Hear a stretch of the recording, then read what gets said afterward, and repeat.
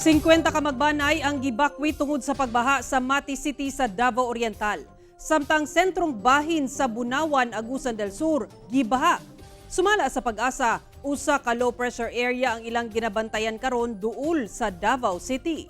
Ani ang report ni Argil Relator.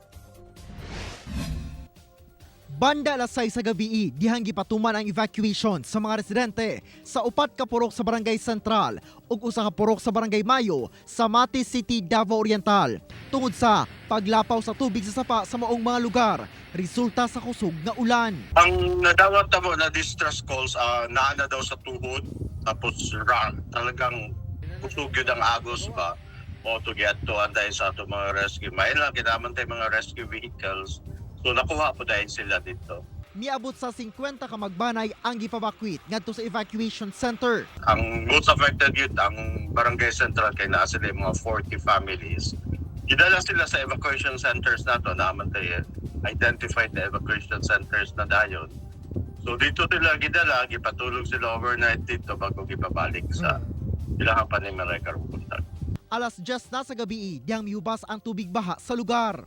Samtang karong buntag, dunay nahitabong pagdahili sa kilid sa dalan sa Barangay Kulyan paingon sa Barangay Sanghay kung asa daghang mga dagkong bato ang mitabon sa kadalanan.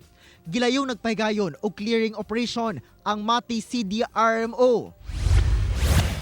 Sa Bunawan, Agusan del Sur, tungod sa pagbunok sa ulan kagahapon sa hapon, dili na makita ang dalan at tubangan sa munisipyo sa lungsod tungod sa lagpas tuhod nga kataas sa tubig baha. Busa, palisuray sab ang pag-agi sa mga sakyanan. Sumala sa pag-asa, habagat o southwest monsoon ang nagapaulan sa mga lugar sa Davao Region. Doon na sa ginabantayang low pressure area nga duol sa Davao City. Yes sir, na siya chance no, dako nga chance na mahimo siyang bagyo po. O galing mahimo kining bagyo, nganlan kini nga Esther, ang ikalimang bagyo nga moigo sa nasod karong tuiga. Kauban si Leo Arcajes sa kamera. Ako si Argil Relator para sa One Mindanao.